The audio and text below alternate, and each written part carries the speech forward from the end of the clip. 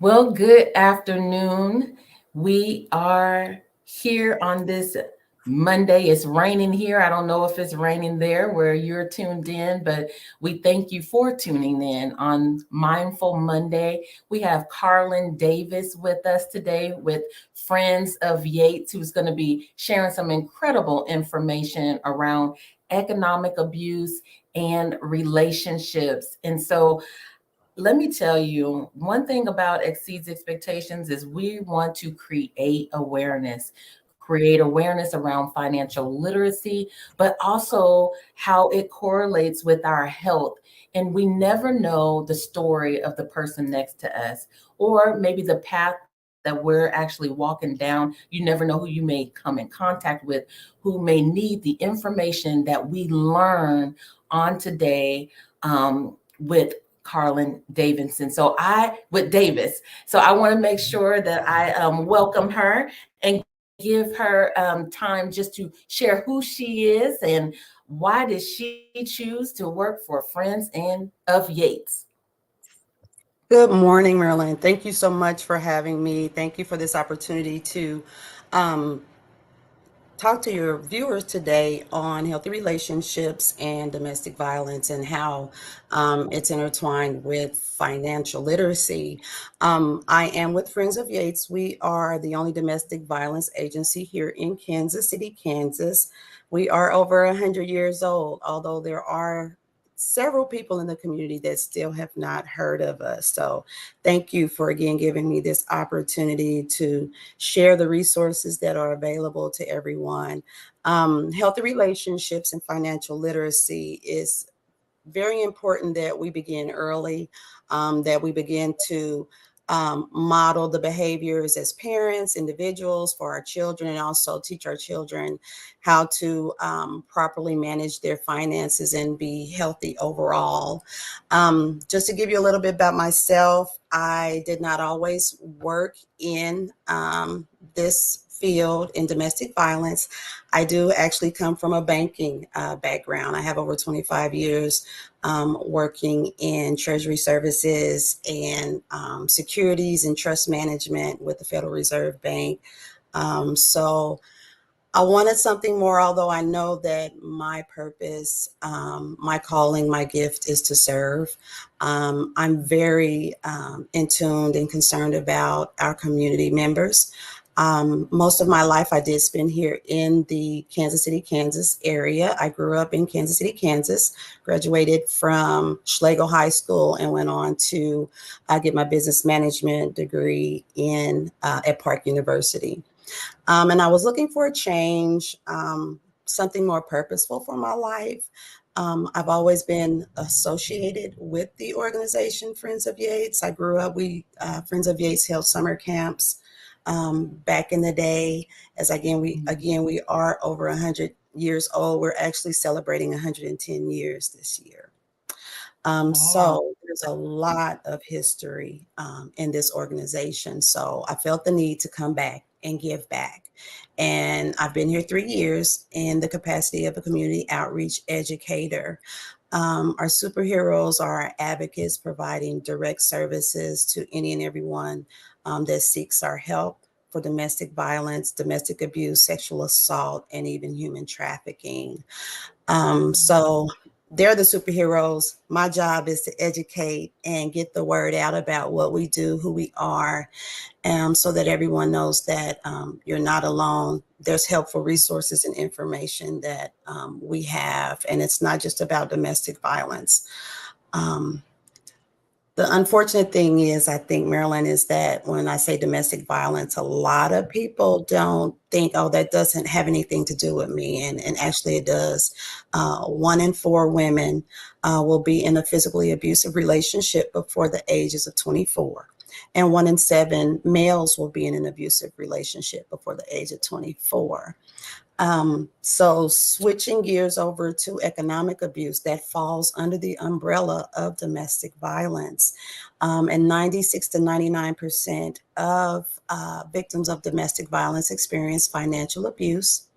And 1.5 million high school students experience some form of financial or economic abuse as well.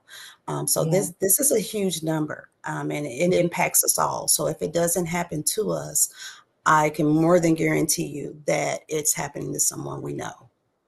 Absolutely. And I'm glad that you shared those statistics because I think it really makes us really think about how many people is truly affecting. And just like Mhm. you, my background was in banking as well. And so I seen a lot when people came into the bank and was looking to conduct transactions. And a lot of times what we were told to look at is the body language and the communication between two people who sit in front of you, right? Or come up to Absolutely. your window. And a lot of times those body languages can tell you that something could possibly be going on. And so although a lot of people don't have the opportunity to see that at a bank, it can happen at home, right? Right. So Exactly. tell me just tell me some stories that you may have heard or have possibly even seen that was even outside of the banking industry.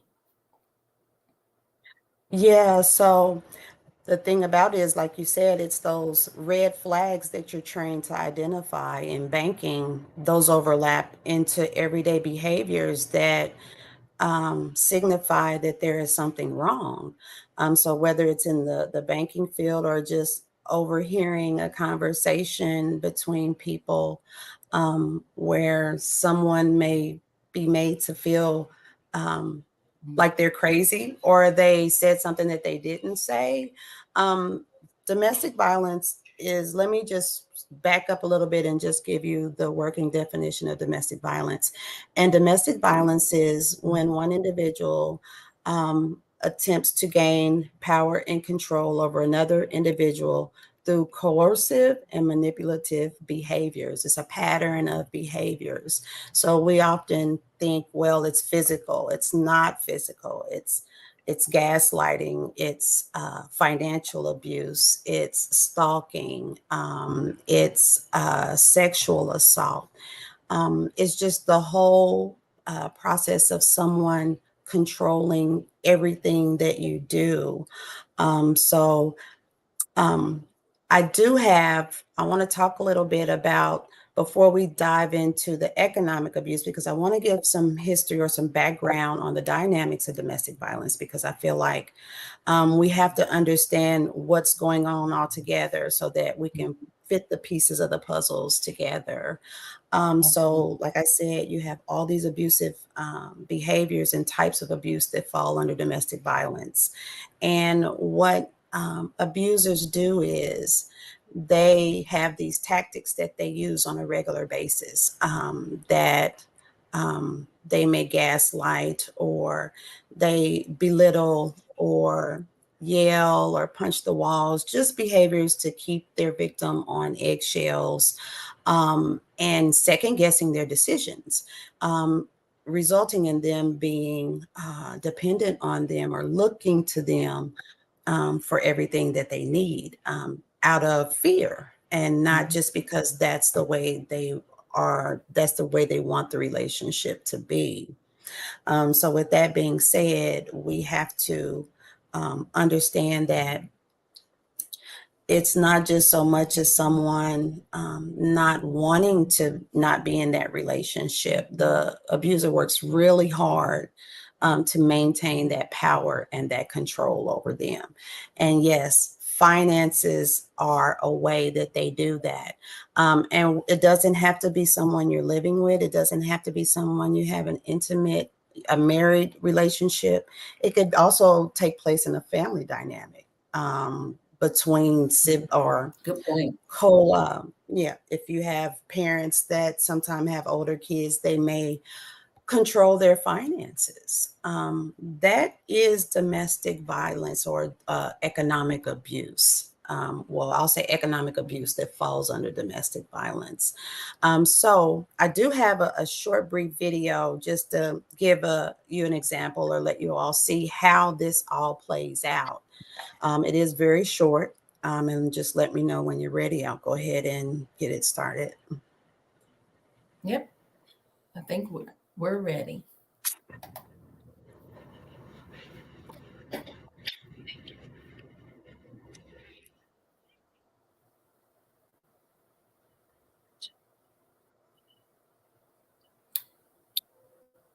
We don't hear the volume on it.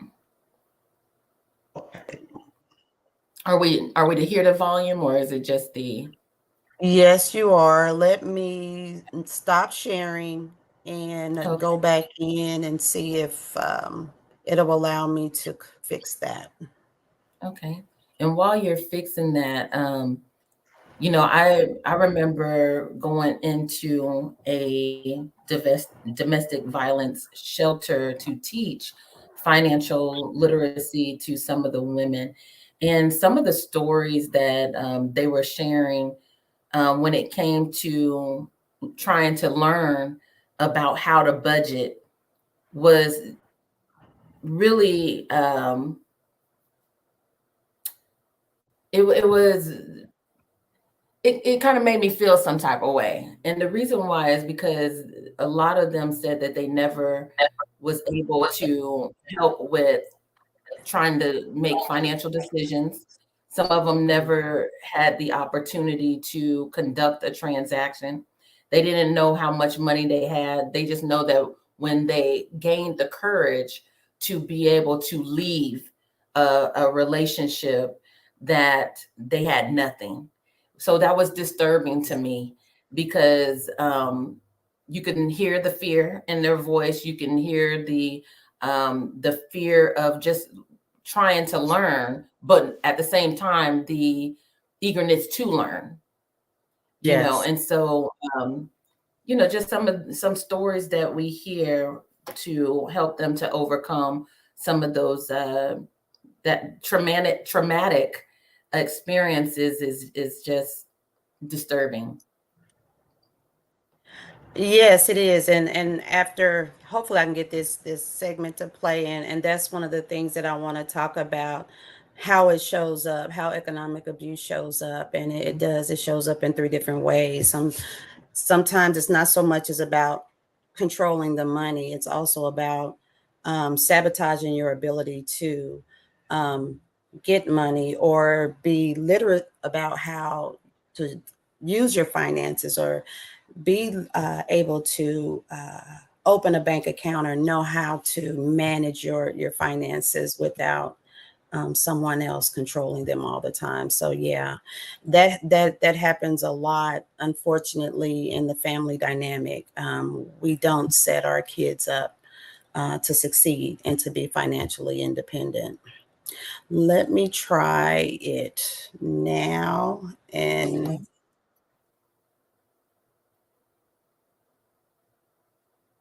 okay.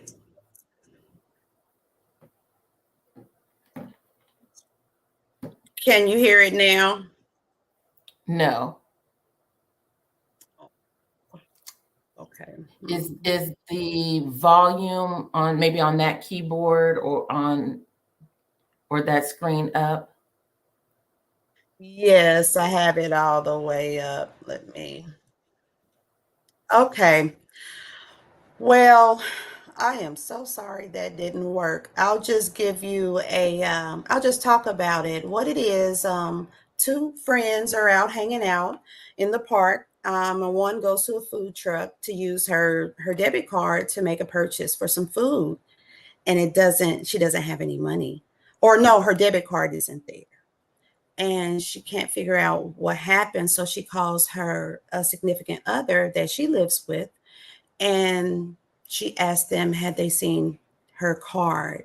And her significant other begins to kind of go off on her and say, well, why did you lie? I tried to use your card and you didn't have any money on it, or I didn't have enough money to use your card. And she said, well, I didn't know you were going to use it.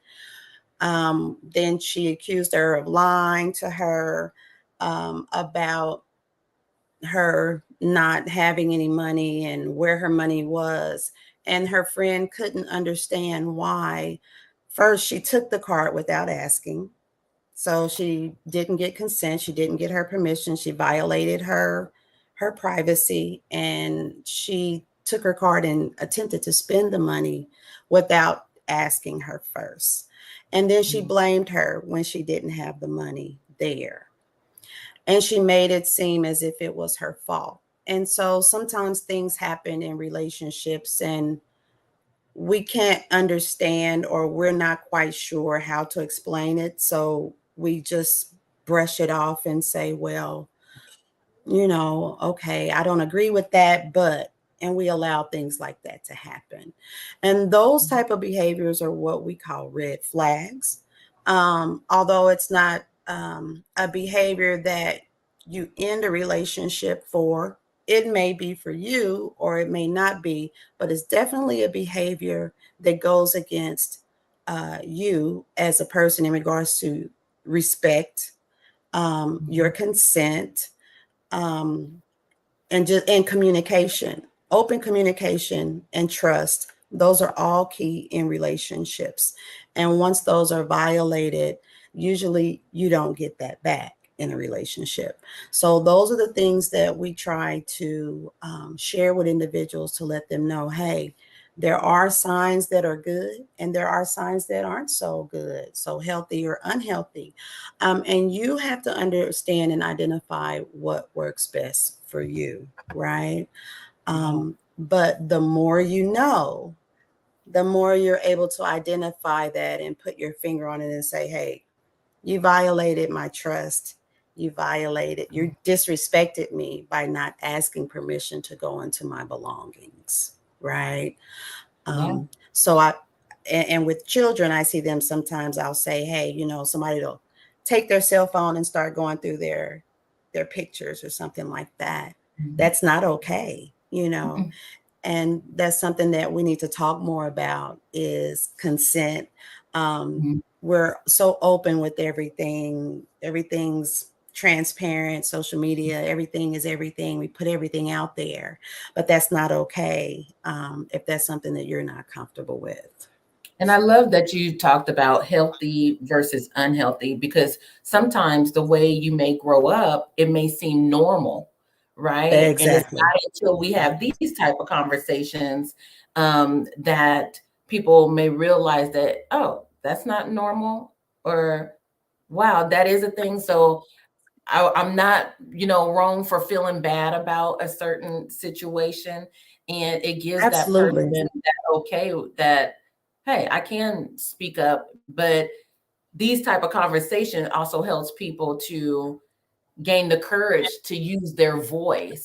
And so I appreciate you even Mhm. sharing about the consent, how that is okay, and gaining that consent as well as that helps to build trust. Absolutely.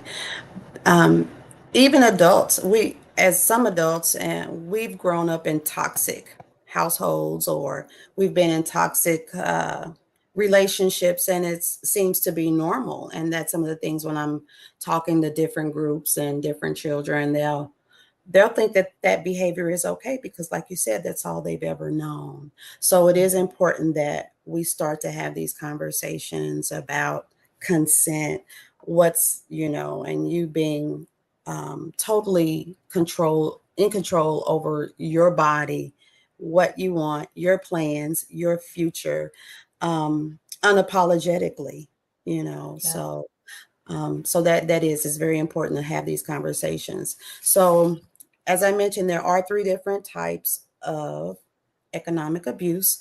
The first one shows its head in sabotage, and that could be just where you have, you may have a job interview, but your significant other takes the keys to the car or hides them Mm. or keeps you out late, convinces you to not prepare yourself, and then you're not ready for your interview.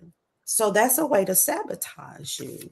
A student, if you should be studying, but your partner, well, you haven't really spent time with me, and they trip you about the things that you're doing with your time. That's sabotaging your future. You know you need to study. You want to go to this college. They think you should stay here with them. That's a form of sabotage. So those are the things that happen every day in our lives that we just don't connect to someone intentionally messing our future up or hurting us or having these long-term negative effects on us and how they can impact us. So good. Carlin, do you Mhm. guys um, teach children as well as adults? Yes, ma'am, we do. Yes, ma'am, we do. Um, the programming that we have age appropriate programming for elementary, middle school, and high school, and young adults in college as well. So all of our programming is age appropriate, as I said. So we try to, if we, like, for example, we're talking to a group of teens, it could be like, okay, so who do you allow to influence you on the decision making for money or your purchases? Is there some person that you rely more on, or are you influenced by your best friend? And it doesn't necessarily have to be intimacy involved, right? It could just be a best friend or someone you think is a friend of yours. Who influences you on, um, where you work, or how, if you have a plan, do you ever think about um,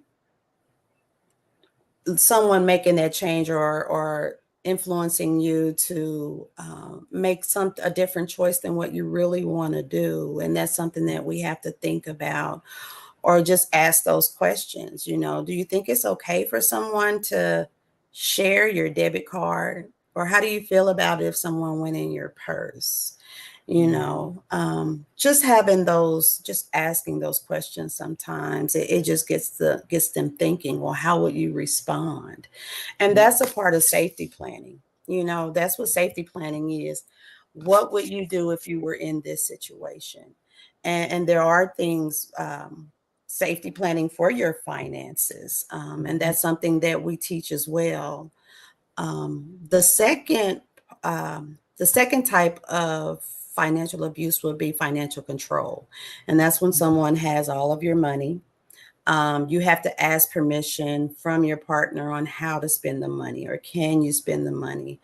Um, can I? Do they have their? Are they able to keep their check? Some people don't even have access to their money. Some people's partner won't let them work. So that's financial control, or won't let them spend their own money. And then exploiting resources. That's the third type of financial abuse. And that's what that video was about, exploitation.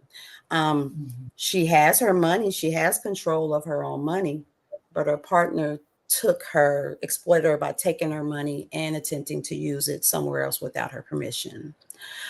Sometimes partners will create debt, open credit cards, not pay them.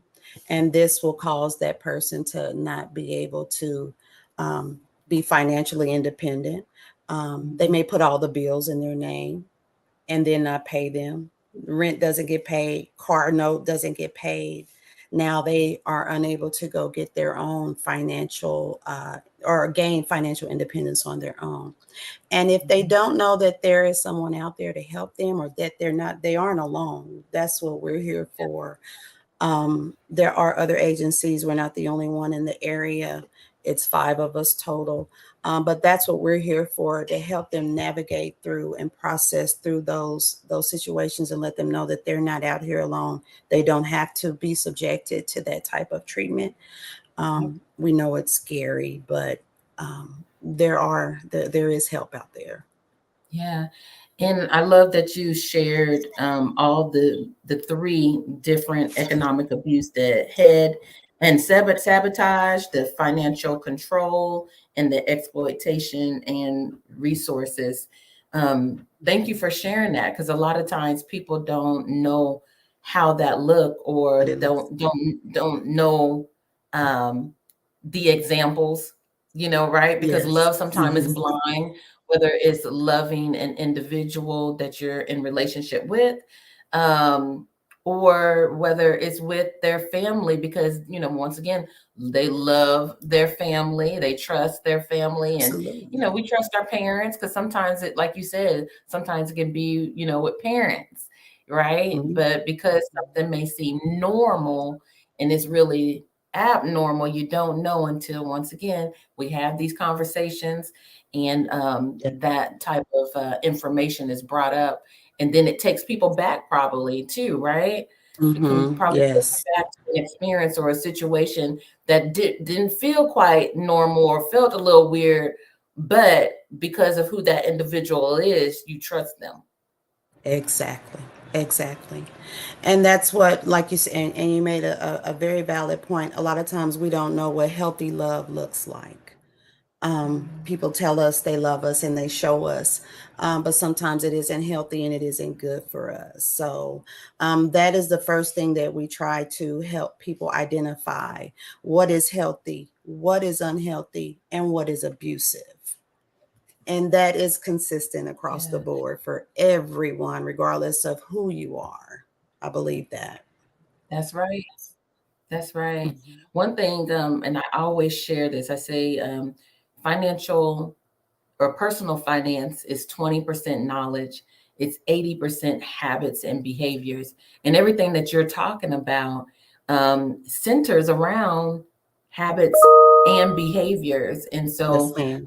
that's why I think it's so important that we talk about even financial abuse or economic abuse, because they show up in habits and behaviors, and over time it can be detrimental to our health, and so Absolutely. I appreciate you sharing um, this information, because it's just important. I think we need to have more conversations about this, just because you never know who is listening and who needed to hear this Absolutely. information. So can you share with us, if there is somebody out there that is listening, what are some steps that they can take that can help them gain courage to take that step? Okay. Um, Find someone that you trust to speak to, honestly. So a trusted source, someone that you're close to that you can trust to share your situation or share your concerns with, so that they can be a sounding board for you. Um, Reach out to a domestic violence shelter. We're Friends of Yates. We have a 24-hour hotline. The number on the screen is our administrative office. You can definitely reach out to that number. And our hotline, and I'm sorry, I should have gave that to you. It is 913-321-0951. Can you say that one more time? Yes, ma'am. 913-321-0951. And that's our 24-hour hotline, emergency hotline that we operate. I call if anyone needs any information, resources, help, and safety planning. I advise them to call that number. Um, I should have, but I wanted to talk a little bit about a financial safety planning, just a few different things. I'll just flash it on the screen right quick if that's okay. Sure, And we'll absolutely. just, okay, I just set it in there. Are you able to see that, Miss We Marilyn? can see it. Yep. Okay. All right. So as I said, get support, contact your local domestic violence agency. Avoid using credit cards or anything that can track you. If you think someone may have access to your funds, keep a personal and financial record in a safe place. If you have a trusted friend, if you can give them to them so that they can hold for you and protect for you. Take financial inventory. Just take a list of everything, know what all your bills, pay attention to your money flow, get a copy of your credit report. Free credit report or annualcreditreport.com will give you one free credit report a year. um, and put your money aside in a safe place if you possibly can. If you can't do it in your home, again, as I said, find someone. And this is with important documents as well. This is like your birth certificates, your social security card. Those are important documents that you really need to safe keep, and it's important to have. So, regardless of what's going on, whether it's financial safety, personal safety, those documents need to be protected and need to be in a safe place to go with you wherever you go. Thank you for sharing that safety planning. So important. And Carlen, tell us or give us some encouraging words that you would like to leave with everyone, as well as before you give them the encouraging words, just to share how they can contact you again. Okay, please reach out to me and contact me at cdavis at friendsofyates.com or at 913-321-1566. We are also on Facebook, Instagram, and Twitter at foyates.com. That's foyates.com. And just know that um, collectively, there are so many resources out here in this community. I'm so glad I had an opportunity to have this conversation with you, Marilyn. I think that we are doing great things in the community as a collective. Although we have a lot to do, Yes. there are resources and help out there. Mhm. So thank you so much for what you're doing. Oh, thank you. Thank you for all you guys are doing in the community as well, and being that empowering resource to help people to overcome. And so we want to just thank you today for joining us. And anybody who was tuned in, if you know somebody who needs to hear this information, please share this information with them. And be blessed on this week, and know that you have everything that you need in order to succeed, and just have a great, amazing week. Thank you guys. Have a good day. Thank you.